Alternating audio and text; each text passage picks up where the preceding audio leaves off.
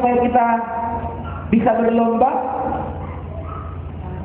Ya, mata kita harus tertuju kepada Yesus. Jadi kalau berlomba, mata tertuju kepada Yesus, jangan tertuju kepada godaan dunia. Ya, yang kedua, mengabaikan kehinaan, ya, mengabaikan apapun kata orang. Kamu tuh sosok pendeta, sosok sintua, itu diabaikan. Kalau kita mau berlomba, abaikan hinaan. Yang ketiga dikatakan apa? Tekun memikul salib, tekun terus. Salib artinya rasa sakit, itu salib. Salib itu sakit apa enak? Sakit, rasa sakit itu diabaikan gitu. Kalau kita berlari begini, saudara perhatikan, kita kan capek, lelah. Abaikan lelah itu. Abaikan, kita berlari terus gitu ya. Itu caranya. Jadi kita yang pertama harus perlu berkompetisi, berlomba menjadi anak yang baik. Yang kedua, berlomba menanggalkan dosa yang merintangi kita. Karena kita seperti awan, kita memiliki banyak saksi. Nah, yang ketiga sekarang, mari kita baca Ibrani pasal 12. Ya, khotbah kita kemarin, saudara. Ibrani pasal 12, kita akan baca ayat yang ke-14.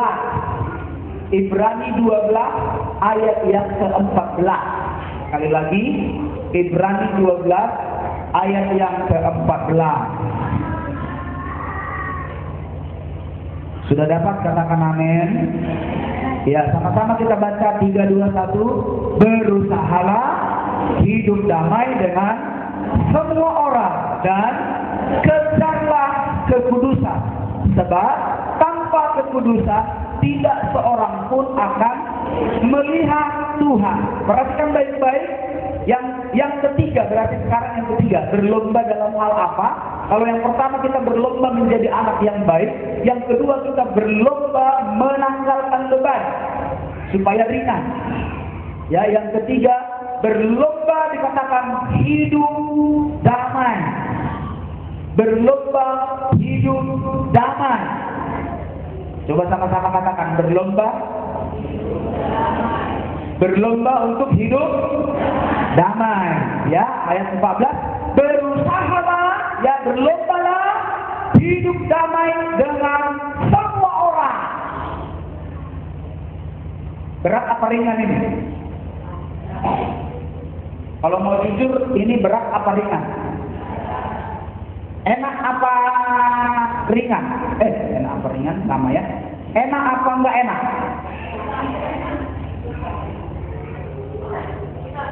Untuk hidup damai dengan semua orang, enak apa ringan? Enak apa ringan? Enak apa enggak enak? Susah ya? Kenapa susah Imam? Lantaran enggak ringan ya? Lantaran enggak ringan ya enggak enak ya gitu. Susah, enggak gampang berdamai. Pak Pendeta, apakah kalau mau ditanya Pak Pendeta apakah ringan? Saya juga jawabnya susah. Ya, berdamailah dengan semua orang. Ya, berlomba untuk hidup damai dengan semua orang. Berlomba memberi dampak positif kepada semua orang. Itu bukan perkara yang mudah. Ya.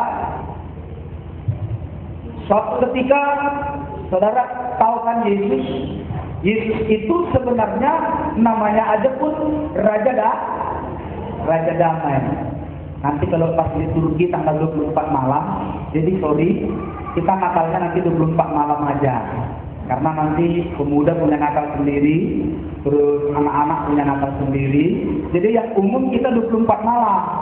24 malam nanti liturgi lah, silakan. Jadi saya bilang 24 malam kita ibadahnya ibadah liturgi. Jadi banyak liturginya. Ya kan sekali-sekali. Kalau maka itu kita tiap minggu. Ya. Jadi nanti 24 malam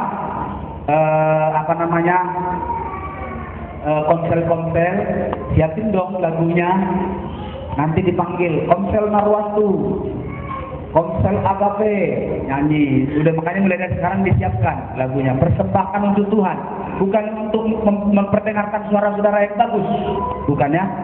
Kalau untuk mendengar suara yang bagus, enak kita putar televisi, Agnes Monica nyanyi. Nah, nanti si Judika si Botang nyanyi. Ya, itu kalau mau dengar suara yang bagus. Tapi kalau saudara tampil di sini bukan karena suara yang bagus, tapi karena saudara rindu menyembah Tuhan. Amin. Termasuk nanti Kak Ros nanti didaftarkan pertama, Ibu Gembala sama Pak Gembala sekeluarga nyanyi di Natal. Gitu didaftar. Nah, saudara nanti langsung didaftar dari sekarang ya, 24 malam. 24 malam ya, itu didaftar. Terus saudaraku, Pak Pendeta, apakah kita tetap mengumpulkan biaya Natal? Pertanyaannya tetap. Tetap, jadi saudara silahkan kumpulkan biaya Natal yang mendukung. Nah, saudara kita perhatikan firman Allah, itu cara berusaha berdampak positif, berlomba untuk hidup damai. Jadi jemaat Tuhan harus belajar. Memang nggak sulit, memang nggak gampang. Bu Perdede tadi bilang nggak gampang. Susah. Ya, kadang-kadang kita sudah berbuat baik pun orang bisa anggapannya salah. Apalagi kalau seseorang itu sudah mulai hatinya kepada kita itu negatif. Kita kasih pun nanti apel 3 kilo, dia akan bilang begini, ini disuntik racun dah ini. Ya, kalau sudah negatif. Tapi setelah firman Tuhan bilang apa? Yang penting kita kerjakan tugas kita. Amin. Ya, jadi berusahalah berbuat damai dengan semua orang. Ya, berusaha berbuat damai dengan siapapun. Ya, jangan sekarang ada orang bangga menjadi orang jahat. Ya, zaman sekarang termasuk kalau kemarin saya di kampung, pendeta-pendeta itu 99,9% ngeluh. Lebih enak kalian di perantauan itu katanya. Kenapa? Kok di kampung-kampung ini aduh susah kali ngajak orang berkedaksian itu susah. Tapi kalau disuruh nanti kita ada kumpulan di gereja makan-makan, mamotongnya kita 99,9% bisa hadir. Tapi untuk giliran gereja tiap minggu 99,9% apalagi bapak-bapaknya nggak hadir. Kebalik. Jadi kalau di perantauan itu enak ya, enggak, sebenarnya bukan soal di perantauan atau tidak di perantauan, tapi bagaimana kita menegaskan firman kepada jemaat. Ya, kalau di kampung mereka takut tegas, saudara.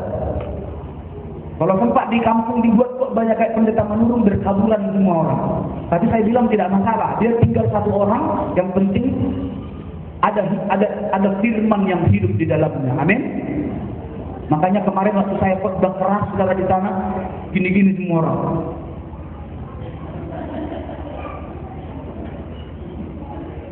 Karena Pak Pendetanya bilang, oh ada tamu kita dari Jambi.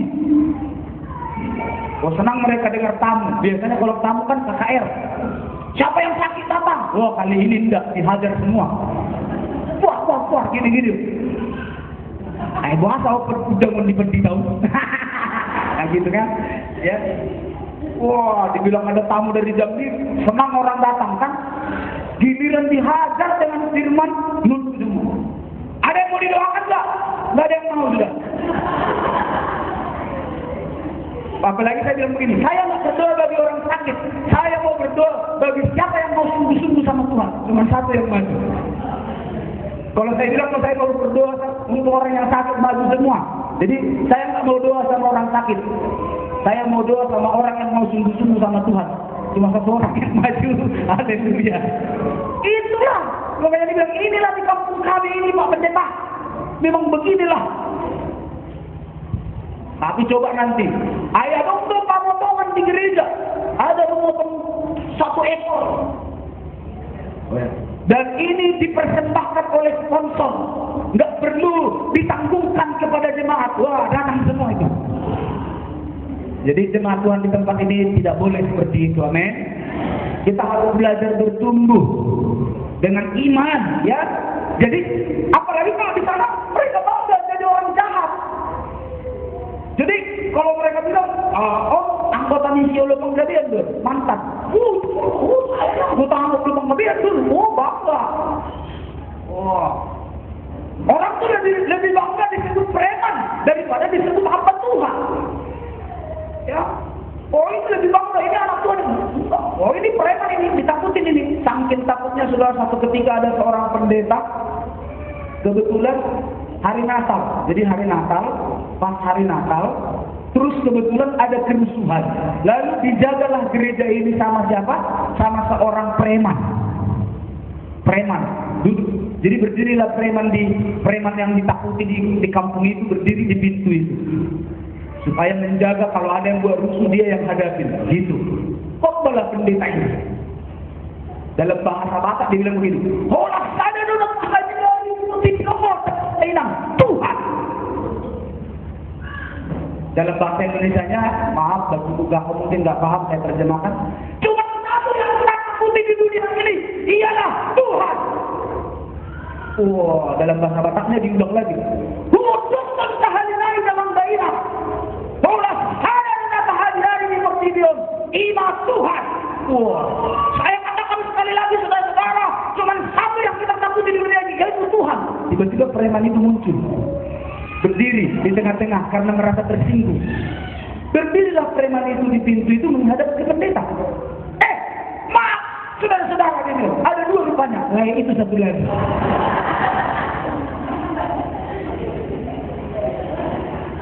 Kata di dalam dana, anak pakai saya naik, ayah saya naik. Takut. Kalau pendeta menurut takut lagi, nggak takut. You mau tembak saya, mau bunuh saya nggak takut sama you. Saya hanya takut sama Tuhan. Inilah keadaan di kampung, inilah keadaan di sama. Ya, bahkan ada orang bangga menjadi orang jahat. Ada juga orang bangga kalau orang datang kepada dia minta maaf. Jadi saya mau bilang sama jemaat, jangan bangga kalau orang yang minta maaf kepada saudara. Contoh, katakanlah Bapak Siregar ini pernah bersoal dengan Bapak Siregar A. Siregar A ini lalu kemudian minta maaf. Maafkan saya Amang Sipika ya. Gila. Memang kau harus minta maaf sama saya. Enggak. Gak boleh bangga. Justru kita harus merasa sedih. Kenapa orang yang minta maaf sama kita? Kenapa enggak kita minta maaf kepada orang lain?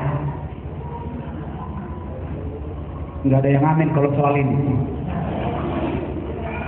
Iya. Jadi berusaha berbuat damai. Jangan bangga jadi orang jahat. Jangan bangga kalau ada orang yang minta maaf kepada kita. Mari kita belajar membawa damai dimanapun kita berada. Memang ini bukan perkara yang mudah. Bukan perkara yang gampang, saudaraku. Bahkan ketika kita berbuat benar pun orang lain bisa mempersalahkan. Tapi kalau kita adakan damai, nah saudara, mudah. Bagaimana caranya Pak? Mudah. Supaya kalau kita mengalami damai, nah, mari kita lihat dulu ayatnya. Dari bagaimana caranya berbuat damai, nanti kita lihat dulu kenapa kita perlu berbuat damai, kenapa kita tidak perlu jadi orang jahat, ya. Coba kita lihat Amsal pasal yang ke-24. Tolong kita bacakan Amsal pasal 24. Amsal pasal 24 sudah dapat? Ayatnya yang ke-19 dan 20. Silakan, ada yang mau baca? Iya. Jangan menjadi marah karena orang yang berbuat jahat. Iya. Jangan iri kepada orang lain. Iya. Karena tidak ada masa depan dari orang jahat. Iya. Kita orang fasik akan pada. Perhatikan baik-baik. Janganlah menjadi marah karena orang yang berbuat jahat. 2 minggu lalu saya sudah ngomong, kenapa orang jahat ini, ya, ada kan begitu kan? Kenapa lah ya, kayak di kampung juga sering begitu. Puasa teh, iya nak berjuang, nak berjuang tulang mau galak, orang mau berjuang mati. Baik banget tulang ini, tapi kenapa ini duluan mas? Ya itu yang jahat itu, banyak cetak tulang ibu. Sering kita bilang begitu kan? Iya dia ada jahatannya, masih takut diri ya. Ya. Kenapa? Ada orang begitu kan, jahat, bangga, oh hebat, merasa hebat. 2 minggu lalu saya sudah jelaskan kenapa, karena kasih karunia Tuhan masih berlaku. Allah masih sabar. Roma pasal 2 kemarin, Tuhan masih sabar. Dia tunggu-tunggu kita bertobat. Dia tunggu-tunggu masuk dalam tulah pertama, masuk dalam tulah kedua, masuk dalam tulah ketiga, tulah keempat, tulah kelima. Mungkin nanti sampai 9 tulah, tapi masuk pada tulah yang ke-10. Kalau kita nggak tetap bertobat, maka hukuman akan menjadi, murka Allah akan menjadi bagian kita. Ya, orang bangga dengan kejahatan, tapi saya mau ngomong, Alkitab bilang apa? Jangan menjadi marah karena orang yang berbuat jahat. Bahasa lagi sih takut bebuyan kejahatan. Mungkin kita bilang begitu. Ya, jangan dikatakan apa? Jangan iri kepada orang fasik. Ya, dia nih hasil korupsi bisa bangun rumah. Jahat bandel dia bisa beli mobil. Jahat bandel dia bisa punya apartemen. Jahat bandel dia mobilnya ganti-ganti terus. Jahat bandel tapi motornya ganti-ganti mungkin. Tapi Tuhan bilang jangan iri kepada mereka. Jemaat Tuhan jangan pernah iri. Amin. Kalau hidupmu hari-hari ini sederhana, hidupmu hari-hari ini apa adanya, sederhana, tapi engkau sungguh-sungguh dengan Tuhan, itulah yang membuat Tuhan berkenan kepada kita. Bukan berarti saudara tidak boleh kaya. Justru bagus kalau saudara kaya, rendah hati, takut Tuhan, mendukung pekerjaan Tuhan. Itu Tuhan bangga dengan saudara. Ya. Terus dikatakan apa? Ayat 20, sama-sama kita baca ayat 20, sama-sama. Jangan bangga jadi orang jahat, jangan bangga kalau orang minta ampun kepada saudara. Kayak preman kan, ampun bang,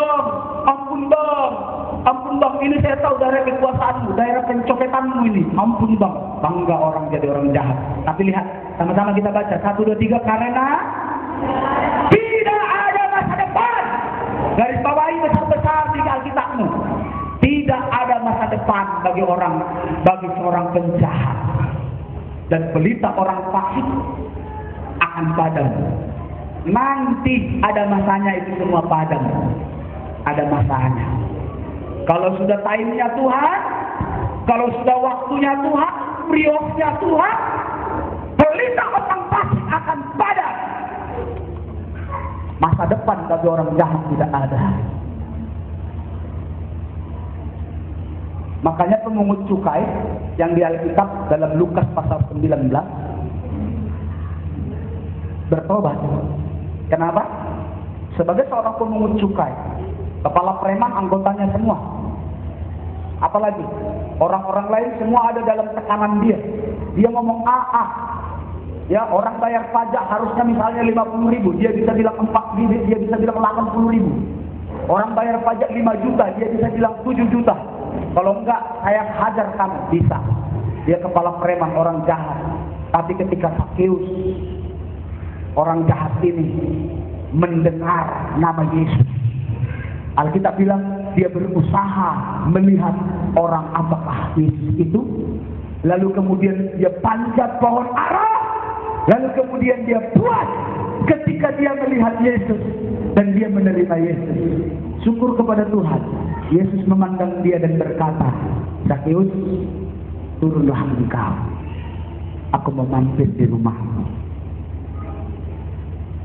Ketika orang jahat ini menyadari dosanya, orang jahat ini menyadari perbuatannya, orang jahat ini bertobat, Yesus pun mengerti dan Yesus berkata, Sakeus, aku mau mampir di rumahmu. Perkara yang tidak bisa dikerjakan oleh orang Farisi. Kalau orang Farisi, saudaraku, orang berdosa itu dihindari. Tapi kalau Yesus, orang berdosa didekatin, dosanya dia nggak suka. Beda.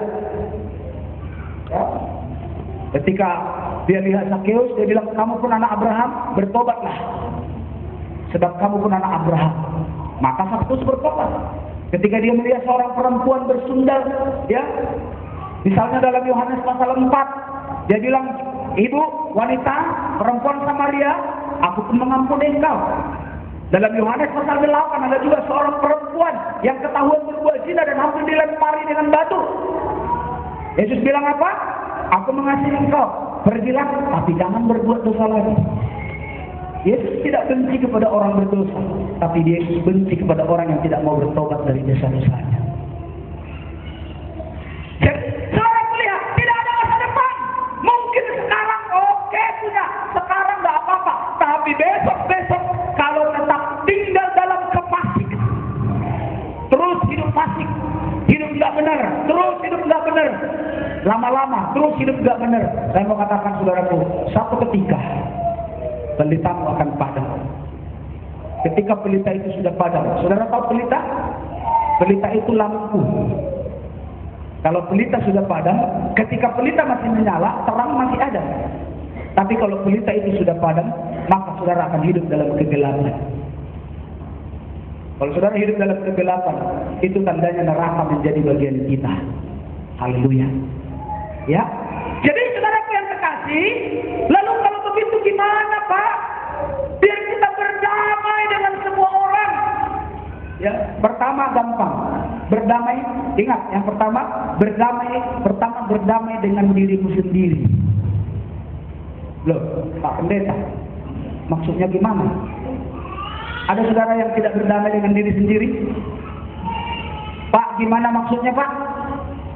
Ada orang tidak berdamai dengan dirinya sendiri, bermusuhan dengan dirinya sendiri. Loh, maksudnya gimana? Sebenarnya rohnya bilang begini, Roh Kudus yang ada, aku mau bertobat, tetapi kuasa kegelapan yang ada dalam hatinya bilang, ngapain lu bertobat? Akhirnya apa? Diri kita sendiri menjadi makanan simbolis. Ketika kita menjadi makanan simbolis, apa yang terjadi saudara? Kita tidak bisa berdamai dengan diri kita sendiri. Yang kedua, berdamai dengan diri sendiri itu gimana? Tidak bisa mengampuni diri sendiri. Contoh, saya ini orang berdosa, saya ini orang bersalah. Ya, semua orang tahu, semua manusia pernah berdosa dan semua orang pernah bersalah. Tapi saudara nggak bisa mengampuni. Nggak mungkin saya bisa berubah.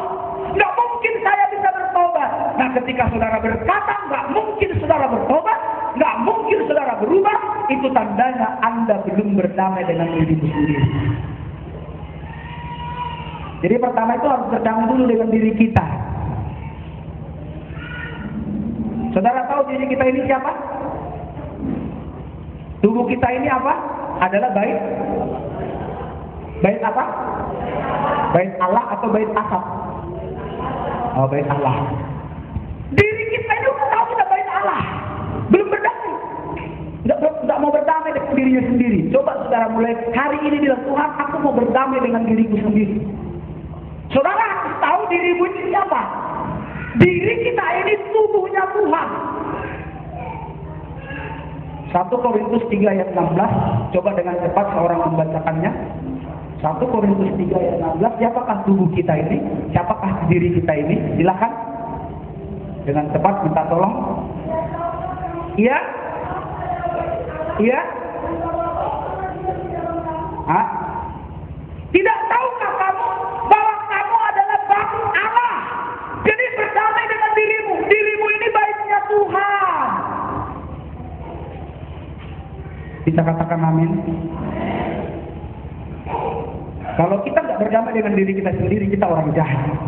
Orang jahat nggak punya masa depan. Saudara mau punya masa depan yang baik? Jemaat GBI Tebing Tinggi mau punya masa depan yang baik? Jangan jadi orang jahat. Termasuk jahat kepada diri sendiri. Ya, saudara tahu jahat kepada diri sendiri. Ada orang bilang begini, "Aitoe maafkan kita, sekalian hancur. Terbotol nobdoi, mulung meribak paru-paru, baru ketahuan lah. Itu tandanya Anda tidak menyayangi diri sendiri. Berdosa, berbuat zina terus menerus, melakukan dosa terus-menerus, itu tandanya saudara nggak bisa berdamai dengan dirimu sendiri. Bagaimana saudara mau berdamai dengan orang lain? Dirimu sendiri aja nggak bisa kau ampuni, nggak bisa berdamai dengan dirimu sendiri. Ikut berdamai dengan diri kita sendiri. Siapa diri kita ini? Baik Allah, baik Roh Kudus. Ada Tuhan yang tinggal di dalam hati kita.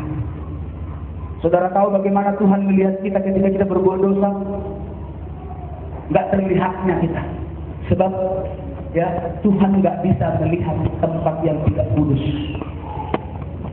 Berdamai dengan diri sendiri. Yang kedua, berdamai di tengah-tengah keluarga. Jadi damai dulu di tengah-tengah keluarga. Saudara kalau mau lihat karya Tuhan, saudara kalau mau lihat berkat Tuhan, mau lihat masa depan yang baik, ya dikatakan apa? Berdamai dengan keluarga, berdamai lalu kemudian berdamai dengan sesama. Makanya Mazmur pasal 133 lagunya bilang apa? Sungguh alangkah baiknya dan alangkah indahnya bila saudara seiman hidup rukun bersama, seperti minyak dari bukit Hermon, dari kepala Harun mengalir ke janggut dan ke jubah, seperti embun di bukit Hermon mengalir ke bukit Sion. Kesanalah Tuhan memerintahkan berkat-berkatnya. Jadi ketika kita hidup damai dengan semua orang, maka Tuhan akan memberikan berkat bagi kita. Haleluya. Ya, jadi saudaraku, perhatikan, tidak ada masa depan bagi orang jahat. Berdamai. Jadi mari berdamai. Terus kita lihat ada Mazmur 37 ayat 37. Mazmur 37 ayat 37. Silakan. Mazmur 37 ayat 37. Perhatikanlah orang yang tulus. Lihatlah kepada orang yang jujur. Sebab pada orang yang suka damai. Amin. Tuh, ada yang amin. Sebab bagi orang yang suka damai akan ada si Tuhan. Mulai panas, Bang Mahlon, coba diperhatikan sebentar. Ya, gak usah diperintah-perintah, diperhatikan aja. Bagi orang yang suka damai akan ada masa depan. Amin. Masa depan bagi siapa yang ada, saudara? Tiga. Satu apa? Tulus. Yang kedua, jujur. Yang ketiga, garis bawahi, saudara. Tulus. Jadi ngikut Tuhan itu tulus. Bukan karena dipaksa-paksa. Tulus dari hati. Amin. Kenapa kau ke gereja, Bang? Itulah, saya ingin bertemu Tuhan. Tulus. Memberi itu tulus. Mengembalikan perpuluhan itu tulus. Berkorban itu tulus. Nanti ada kegiatan Natal, tulus. Terus jujur. Jujur, kalau misalnya dapatnya 100.000, 1/10-nya 10.000. Jangan dapat 100.000, bikin persepuluhannya 5.000. Itu namanya nggak jujur. Dan orang yang nggak jujur ya nggak punya masa depan. Tapi orang yang tulus, jujur, ditambah lagi suka berdamai. Berdamai dengan diri sendiri, berdamai dengan keluarga. Maka berkeluarga, saudaraku, suami istri, honda berbeda terus, berantem terus. Kemarin saya bilang di kampung, oh kalau di kampung A, di kampung B, saya bilang begini, di kampung A ada orang, oh suka berninja. Di kampung B ada orang suka ngomongin orang lain.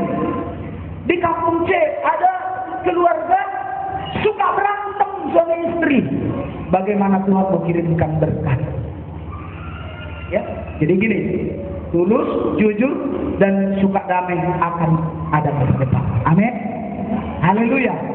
Jadi gitu yang ketiga. Yang keempat sekarang. Dan kita habiskan tema ini. Yang keempat, saudara. Yang keempat. Masih Ibrani pasal 12. Ibrani pasal 12 ayat yang ke-14 bagian B. Yang ketiga, berlomba hidup damai. Kenapa? Bagi orang yang suka damai ada masa depan.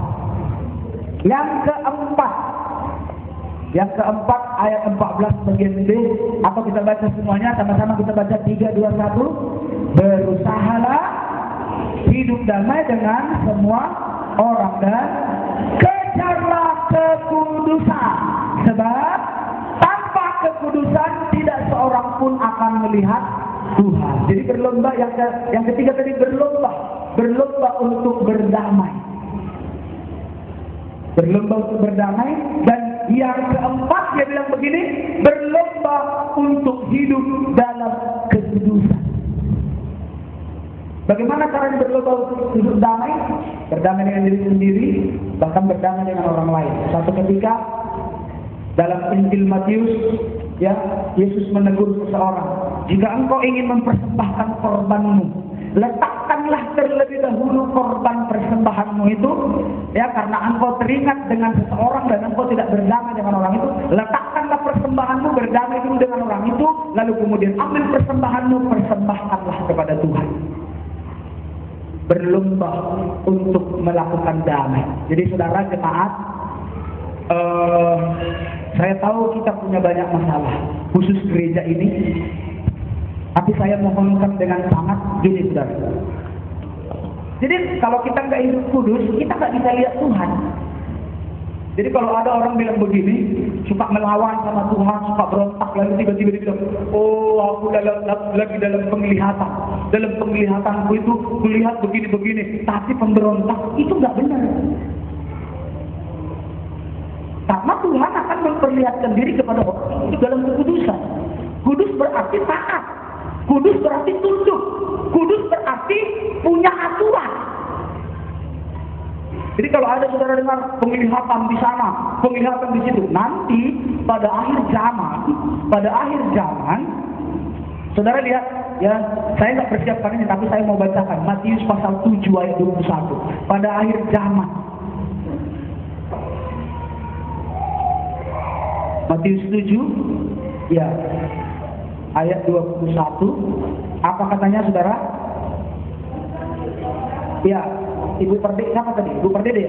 Ya, silakan.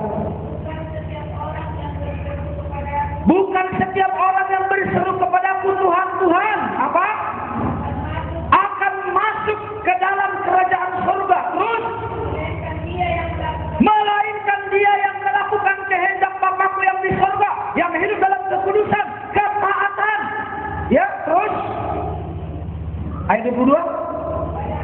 Pada hari terakhir, ya, berseru Tuhan, terus, ya, iya, iya, iya, terus, 23, iya, iya, iya, kamu sekalian pembuat kejahatan. Nanti orang akan bilang, bukankah saya pernah bersaksi saya punya penglihatan? Bukankah saya pernah menyembuhkan orang yang sakit? Pada waktu itu Tuhan bilang, aku tidak mengenal kamu. Sebab tanpa kekudusan sebenarnya orang tidak bisa melihat Tuhan. Ketaatan, kesungguh-sungguhan nama Tuhan, itu yang paling penting, jemaat. Amin. Saudara tahu, dengan kekudusan dan ketulusan Yesus rela disalib. Haleluya. Ya, rela disalib. Yang terakhir, saudara, yang kelima. Jadi mari kita berlomba untuk hidup kudus. Yang ketiga, kita berlomba untuk hidup damai, memberi dampak positif kepada semua orang. Yang keempat, berlomba untuk hidup kudus, sebab tanpa kekudusan kita tidak bisa melihat Tuhan. Dan yang terakhir, yang kelima. Yang kelima, ayat 15. Pada Ibrani pasal 12 ayat yang ke-15. Iya. ayat yang ke-15. Kalau sudah dapat sama-sama katakan amin. Sama-sama kita baca 1, 2, 3. Jagalah supaya jangan ada seorang pun yang menjauhkan diri dari kasih karunia Allah, agar jangan tumbuh akar yang pahit yang menimbulkan kerusuhan dan yang mencemarkan banyak orang. Perhatikan ayat ini. Yang kelima disebut kita, mari kita berlomba. Ya, berlomba untuk apa? Coba perhatikan. Jagalah supaya jangan ada seorang pun yang menjauhkan diri dari kasih karunia Allah. Jadi saya terjemahkan begini, berlomba untuk mendekatkan diri kepada kasih karunia Tuhan. Berlomba untuk apa, saudara? Mendekatkan diri kepada Allah, mendekatkan diri kepada kasih karunia Allah. Mari kita berlomba untuk mendekatkan diri kepada kasih karunia Allah. Ya, kenapa saudara? Kenapa kita penting mendekatkan diri kepada kasih karunia Tuhan? Apa pentingnya kasih karunia Tuhan? Ya, saudara pahami? Ada nggak yang lebih besar dari kasih Allah? Saya mau tanya kepada saudara. Ada yang lebih besar dari kasih Allah? Hah? Tidak ada. Kasih Allah itu besar. Ya, kasih Allah berkorban bagi kau dan aku. Kasih Allah itu begitu besar. Tapi saya mau bilang ada. Nanti saya akan beri pengajarannya khusus. Kita akan bahas di persembahan. Itu namanya antara kayu manis dengan kayu gofir. Kayu manis itu berbicara kasih Allah. Kasih Allah yang dicurahkan kepada bangsa Israel. Nah, kayu gofir itu saudaraku namanya kasih karunia. Jadi kalau ditanya orang, ada yang lebih besar dari kasih Tuhan? Ada, namanya kasih karunia. Kalau kasih Tuhan itu berlaku bagi bangsa Israel, karena zaman dulu tidak ada orang yang diselamatkan di luar orang Israel.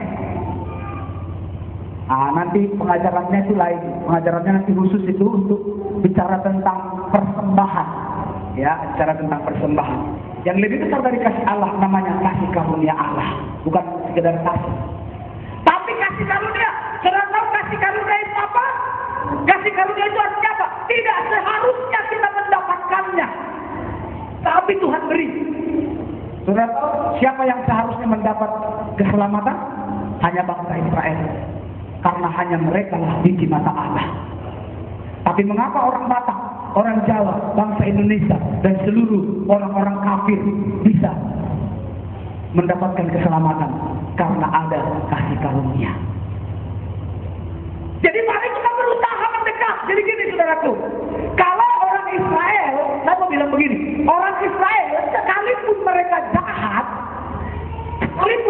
jahat, satu ketika nanti Tuhan akan tebus mereka.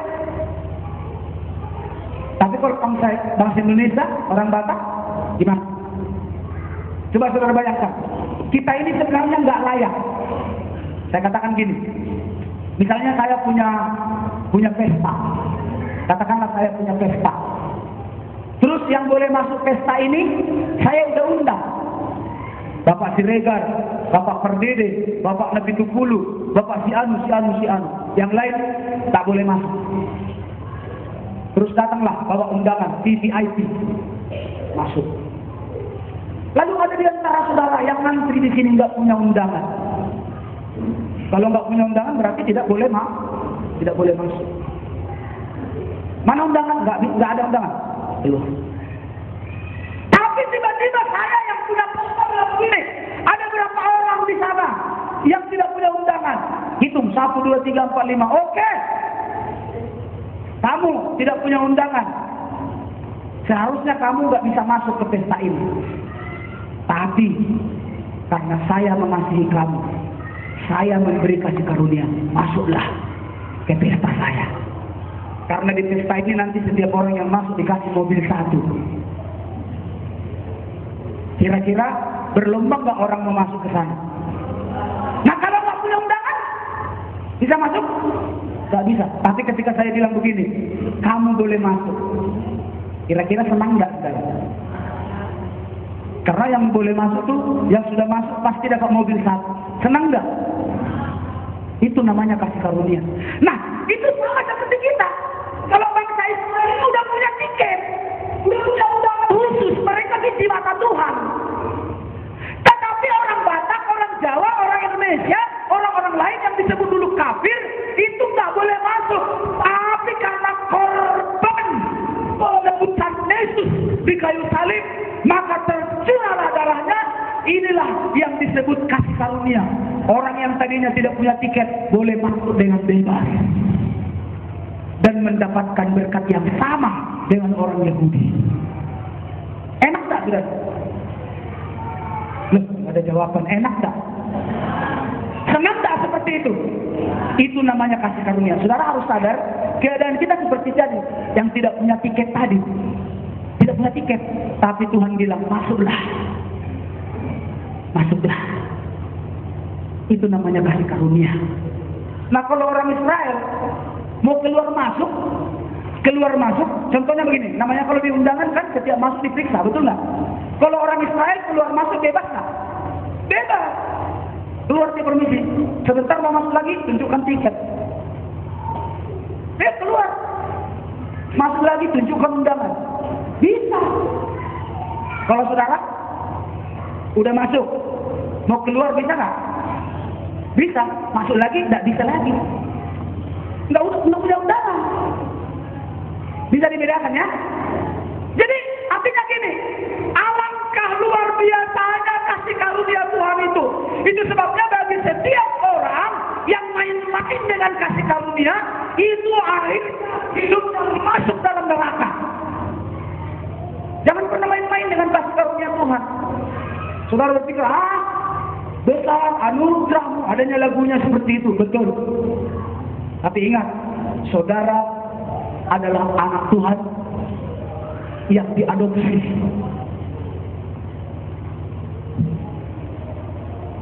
Haleluya. Puji Tuhan. Kita baca sekali lagi, supaya jangan ada seorang pun yang menjauhkan diri dari kasih karunia Allah, agar jangan tumbuh. Gini, kenapa kita penting menghargai, mendekatkan diri kepada kasih karunia Tuhan? Supaya apa? Supaya tidak hidup, lihat nih, tidak hidup dalam akar pahit.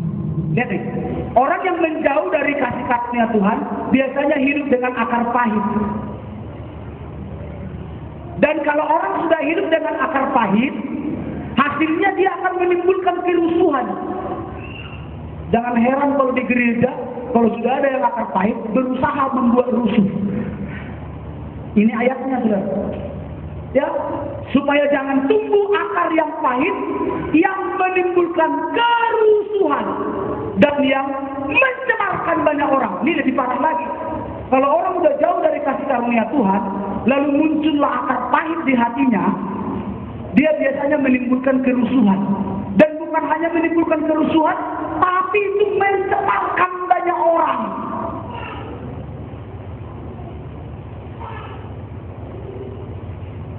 Makanya jemaat Tuhan, janganlah saudara tidak beribadah karena akar pahit. Kalau saudara nggak beribadah, misalnya udah dipaksain seperti Kak Rosni, dipaksain ibadah walaupun sakit, ya udah dipaksain. Mungkin saudara karena sakit, udah mau dipaksain mau kebaktian, tapi tiba-tiba puyeng lagi, nggak bisa, tertidur lagi. Loh, kenapa Bapak Siregar nggak gereja? Oh, puyeng dia amang. Oh, puyeng. Ya. Kalau puyeng berarti dia domba udah berusaha untuk beribadah, tapi karena puyeng nggak sanggup, akhirnya tertidur. Beda dengan begini. Kenapa si Anu nggak gereja? Ya katanya dia mau lihat Pak Gembala datang besok apa enggak? Itu namanya menguji. Itu namanya mencobai.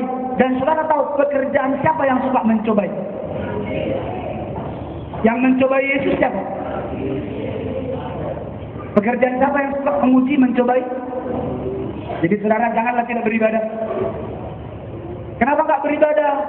Amang jauh tuh. Ya, saya agak malas nih. Saya mau lihat dulu Pak Gembala datang besok apa enggak. Itu namanya kambing yang menyerupai domba. Tapi ketika saudara memang sudah sungguh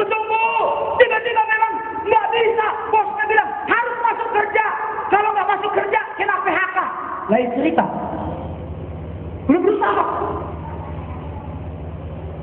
Kenapa dia nggak gereja? Kerja. Kenapa kerja? Dipaksa. Bukan karena kontanan. Bukan. Kalau nggak kerja Pak di PHK. Oh itu kita. Itu namanya domba yang sedang mengalami kesesatan. Dan itu memang perlu dibusuk, perlu dikunjungi. Tapi kalau orang, ya saya lihat dulu Pak Gembala mau besuk apa enggak, itu namanya kambing, sudah menanduk. Puji nama Tuhan. Puji nama Tuhan. Jadi jangan pernah biasakan diri menjauh dari kasih karunia. Saudara lihat, camkan baik-baik. Kalau saudara berusaha menjauhkan diri dari ibadah, dari kasih karunia, biasanya saudara akan mengalami ketiga hal ini. Apa yang pertama? Akar pahit.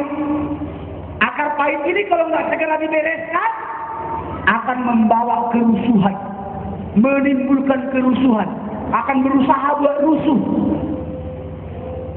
Dan kalau nggak bertobat, apa? Ini akan mencemarkan orang lain, banyak orang, akan mempengaruhi orang lain. Nah, berdua, ngapain kau ke gereja? Dari periuknya datangnya nasi. Mulai dicemarkan orang lain. Kau dengar-dengarnya aja pendeta Manurung itu khotbah, berpeluang supaya bisa jadi beli mobil. Wah, mulai dicemari. Padahal kalau saya ngandalin perpuluhan saudara beli mobil, aduh, puji Tuhan lah, terima kasih lah buat perpuluhan saudara ya. Tapi Pak Bendahara bisa mengerti dengan baik. Sorry saudaraku, sorry. Ya, bukan bilang apa. Kami sekeluarga memang udah sempat masuk. Kami sekeluarga aja berlima masuk asuransi. Yang kami dapat dari gereja sebulan aja untuk nutupi asuransi aja nggak cukup. Untuk nutupin asuransi, belum uang makan, belum lagi bayar yang lain. Ya, mohon maaf sudah. Ya, untuk nutupin asuransi kami aja berlima. Suami istri 3 anak masuk asuransi. Nutupin itu aja pun kadang tak cukup sudah. Kalau bukan karena kasih karunia Tuhan. Ada juga orang yang berani bilang, Pak Pendeta beli mobil buat perpuluhan kita ini. Saya beli mobil bukan dari perpuluhan saudara, tapi beli mobil karena kasih karunia Tuhan. Itu pun mobilnya sedang macet. Mandek dia, untung dia mandek di situ. Kalau sempat dia ada di dalam, saudaraku nggak ada jalan keluarnya. Saya bilang sama ibu gembala, untung dia masih di luar. Kalau sempat masih di dalam, gimana cara mengeluarkannya? Harus digotong rame-rame sama jemaat. Angkat rame-rame, bannya 3 orang angkat. Untung dia masih di luar. Amin. Jadi karena kasih karunia, makanya jangan pernah menjauh dari kasih karunia Tuhan. Amin. Karena seseorang yang menjauh dari kasih karunia Tuhan akan muncul akar pahit di dalam dirinya, terus kemudian akan menimbulkan kerusuhan dan akan mencemarkan banyak orang. Saudara tahu, orang seperti ini Alkitab bilang apa? Lebih baik batu kilangan diikatkan pada lehernya, lalu dia dilemparkan ke dalam laut. Artinya Tuhan tidak mau orang ini hidup. Tuhan Yesus memberkati. Ada 5 hal ya yang perlu kita berlomba. Ya, berlomba yang pertama, berlomba menjadi anak yang baik. Yang kedua, berlomba menanggalkan dosa dan beban kita. Berlomba untuk maju, gitu maksudnya. Jangan berlomba untuk mundur. Yang tadinya rokoknya 2 bungkus, malah sekarang jadi 3 bungkus. Jangan begitu ya. Rokoknya tadinya udah sekali setahun ngerokoknya, sekarang jadi sekali sebulan. Jangan. Harus berlomba untuk maju. Ya. Tadinya dia cerewetnya 3 ember, jangan jadi 5 ember. Yang 3 ember kurangi jadi 2, dari 2 kurangi jadi 1 dihapuskan. Amin. Ya, kalau tadinya, sekali lagi saya ingatkan jemaat Tuhan, jangan komen tentang tanah di sini, tentang tanah di situ, tentang jalan, siapapun yang menyinggung saudara, jangan komen, no comment, amin. Bahasa Inggris dulu dikit, no comment, nggak perlu komen, amin. Walaupun saudaraku, keinginan saudara, Pak, saya nggak mau bapak itu diomongin terus, bila perlu saya tonjok orangnya.